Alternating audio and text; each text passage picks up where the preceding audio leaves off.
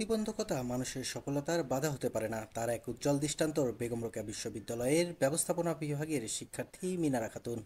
আঙ্গুলবিহীন মিনারা হাতের তালু দিয়ে লিখে পাশ করেছে মাধ্যমিক ও উচ্চ মাধ্যমিক পরীক্ষা, আর এখন তিনি সুযোগ পেয়েছে বিশ্ববিদ্যালয়ে পড়ার।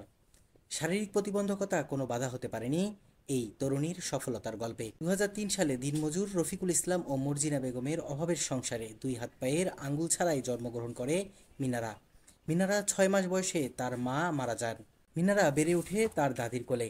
নিজ গ্রাম থেকে মাধ্যমিক পরীক্ষা শেষ করে মিনারার আশ্রয় হয় রংপুরের চাচা শফিকুল ইসলামের বাসায়। এরপর রংপুর কারমাইকেল কলেজ থেকে উচ্চ মাধ্যমিক পরীক্ষায় পাশ করেন। শত প্রতিবন্ধকতার পরেও 2024 সালে দুই হাতের কবজির সাহায্যে লিখে বিশ্ববিদ্যালয়ে ভর্তি পরীক্ষা যুদ্ধে জয়ী হয় মিনারা। তবে আর্থিক অভাবের কারণে ভাঙতে বসেছিল বিশ্ববিদ্যালয়ে ভর্তি হওয়ার স্বপ্ন।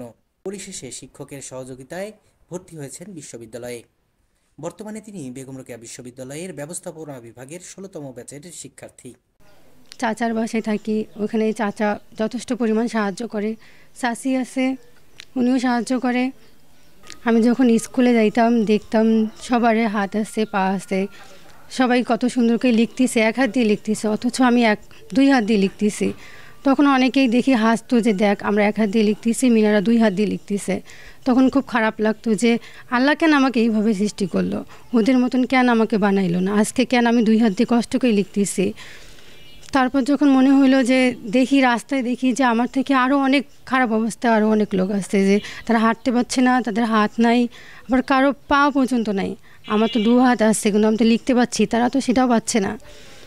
যখন আমার চাচাতো বোন ফোন দিয়া বললো যে তোর বেগম রোকেয়া ইউনিভার্সিটিতে সাবজেক্ট আসছে ম্যানেজমেন্ট স্টাডিজ, তখন আমি অনেক খুশি হয়ে গেছিলাম যে শেষ পর্যন্ত আমার সফলতা হয়তো বা আমি দেখতে পাইলাম। তারপর বাসায় গেলাম, বাবাকে বললাম। বাবা প্রথমে খুশি হইল যে ভার্সিটিতে আমার মেয়ে চান্স পাইছে। পরবর্তীতে যখন তাকে বললাম যে এখন ভর্তি হইতে হবে, টাকা লাগবে, তখন আমার বাবা মানে ঘাবড়ে গেল যে এতগুলো টাকা তিনি কোথা থেকে দিবে। তখন বাবাকে বুঝাইলাম যে সবাই চান্স পেলে, ভার্সিটিতে চান্স পেলে বাবা মা খুশি হয়ে যায়, আর আপনি সামান্য কটা টাকার জন্য ঘাবড়ে যাচ্ছেন। তখন আমার বাবা বলল আমাদের মতন দিনমজুরের কাছে এই কটা টাকা অনেক কিছু, আমি তোমাকে কীভাবে জোগাড় করে দিব, আমি পারবো না জোগাড় করে দিতে। আমি বাসায় আসলাম, এসে কান্না শুরু করে দিলাম যে কি করব, কিভাবে কি করব, কোথায় এতগুলো টাকা পাবো।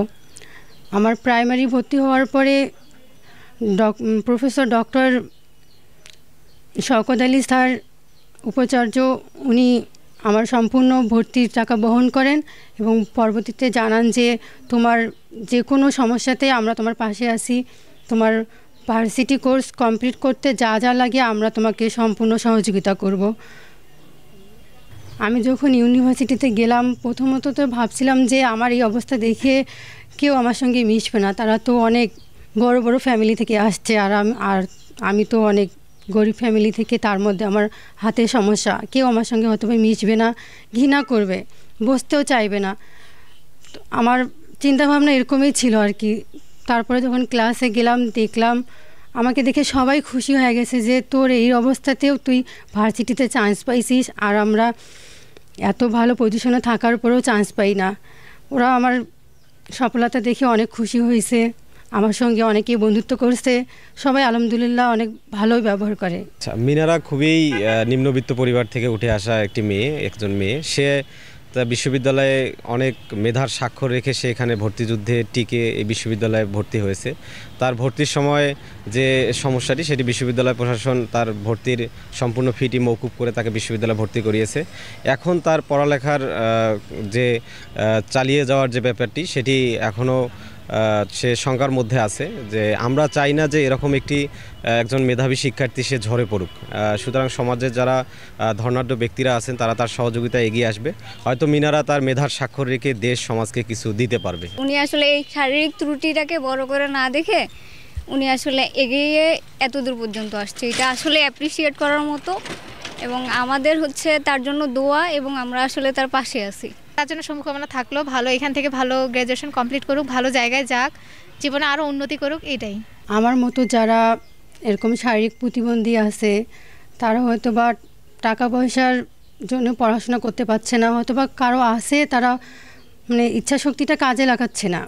আমি বলতে চাচ্ছি যে তারা আমাকে দেখুক, তারা অনুপ্রাণিত হোক যে আমি এই অবস্থায় এত দূর আসছি, তাহলে ওরা কেন পারবে না।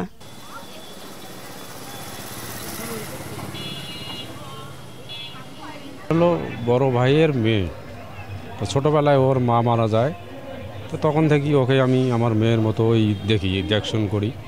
তো আমার মেয়েরা পড়াশোনা করে, তো ওই আমার মেয়ে মানে পড়াশোনার দেখিয়া ওরও মানে একটু পড়াশোনার জাগে আর কি, যে আমিও পড়াশোনা করব।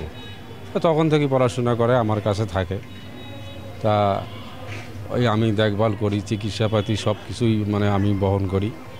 তো ওর খুব ইচ্ছা ছিল যে আমি পড়াশোনা করবো। তো করো, আমার মেয়েরা করতেছে, তুমিও করো, তুমি তো আমার মেয়ে। দেশবাসীর কাছে আমি এইটুকু আমার চাওয়া, আমার ভালো বাচ্চাটা যেটুকু শারীরিক প্রতিবন্ধী, ওর পড়াশোনার একটা ব্যাপার আছে, খরচের একটু ব্যাপার আছে।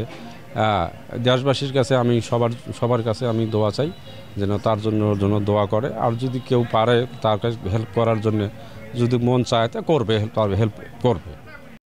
বেগম রোকেয়া বিশ্ববিদ্যালয়ের ব্যবস্থাপনা বিভাগের প্রধান মোহাম্মদ রফিউল আজম খান বিশ্বাস করেন, মিনারা সঠিকভাবে লেখাপড়া শেষ করতে পারলে আগামীতে তার জন্য উজ্জ্বল ভবিষ্যৎ অপেক্ষা করছে। এবং দরিদ্র পরিবারের সন্তান, এমন নয় যে ও সমাজে প্রিভিলেজড কোনো ফ্যামিলিতে বেড়ে উঠেছে। সে অবস্থায় বিশ্ববিদ্যালয় পর্যন্ত আসাটা এটা ভীষণ কঠিন। আবার অন্যদের দিয়ে যদি বলি, অন্যদের জন্য অনুপ্রেরণাদায়ক। কারণ সুস্থ স্বাভাবিক মানুষ যারা সমাজে সুবিধা ভোগ করে আসছে, তারা বিশ্ববিদ্যালয়ে পড়তে পারছে না, কিন্তু ও ভর্তি হতে পেরেছে। এটা দারুণ ব্যাপার। এবং আমি মনে করি যেটা ওকে দেখে অন্য যারা ওর মতো আছে কিংবা সাধারণ শিক্ষার্থী আছে, তারা কিন্তু অনুপ্রাণিত হতে পারে।